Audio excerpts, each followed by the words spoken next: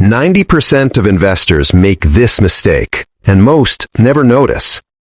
Most people believe they're investing. They open an app, they buy an ETF, they check a chart once in a while, and mentally they put themselves in the category of people who are doing the right thing. But here's an uncomfortable question. If investing is supposed to make your future easier, why does life still feel financially tight for so many people who are investing? Not struggling, not irresponsible, just stuck. Let's walk through a normal scenario. Nothing extreme, nothing dramatic, just real life. Imagine a 28-year-old living in the United States, or maybe Germany or France. The details change slightly, but the structure is the same.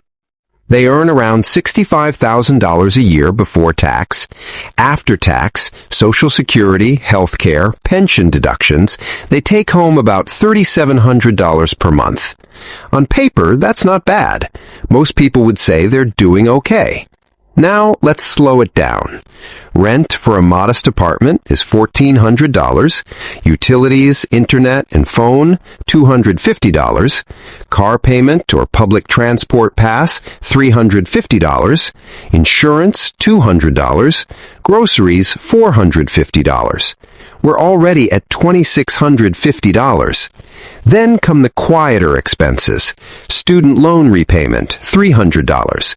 Credit card minimums, $150. Subscriptions, gym, and small lifestyle costs, $200. Now we're at $3,300. That leaves $400. This is where investing usually enters the story.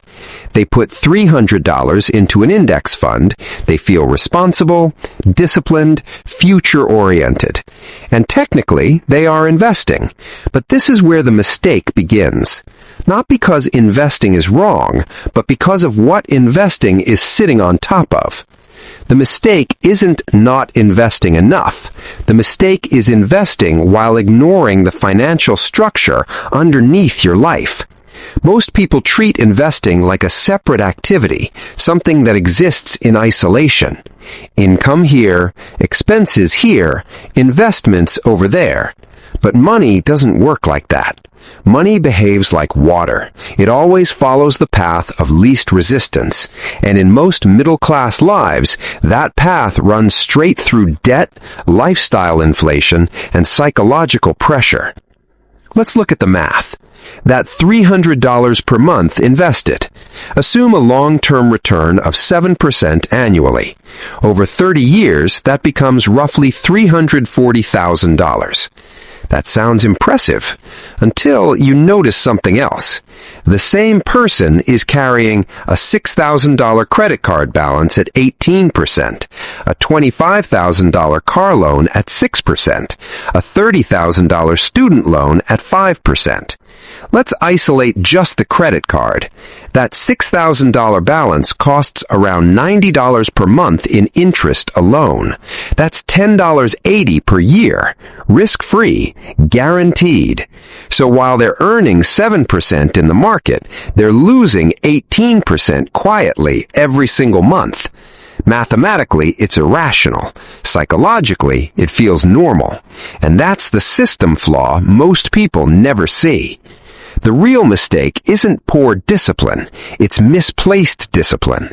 People are taught that investing equals responsibility, and debt is just something you manage, so they do both at the same time.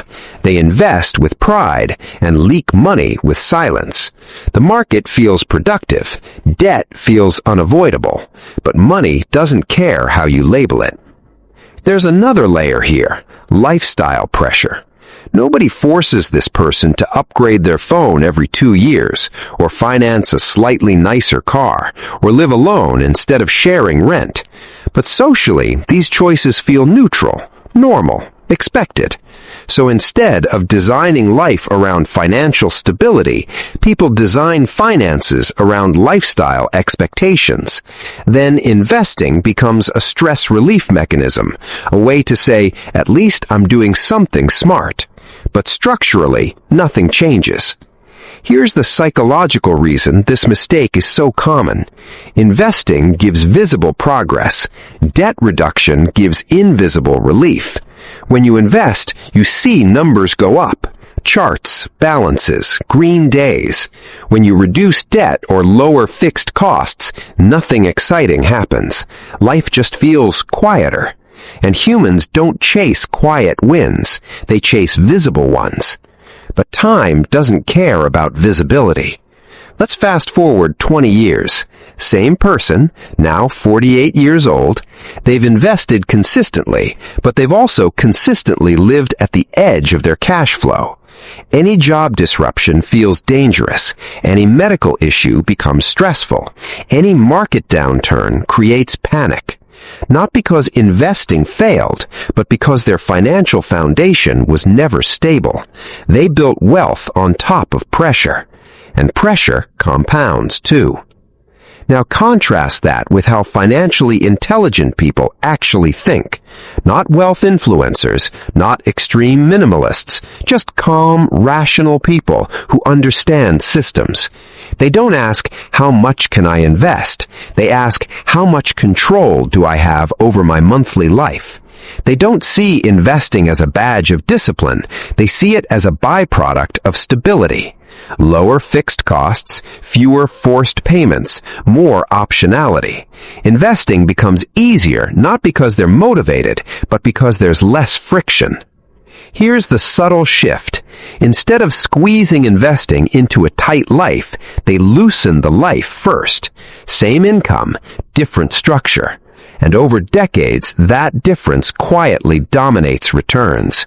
Not stock picking, not timing, not hustle, just math and psychology aligned. This is why so many people do everything right and still feel financially fragile. They followed the surface rules, but missed the system underneath. And once you see that, you can't unsee it. Not to feel guilty, not to panic, just to understand the game you're actually playing. If this perspective helped you see money a little more clearly, you can subscribe or like the video. Nothing urgent, no promises, just clarity.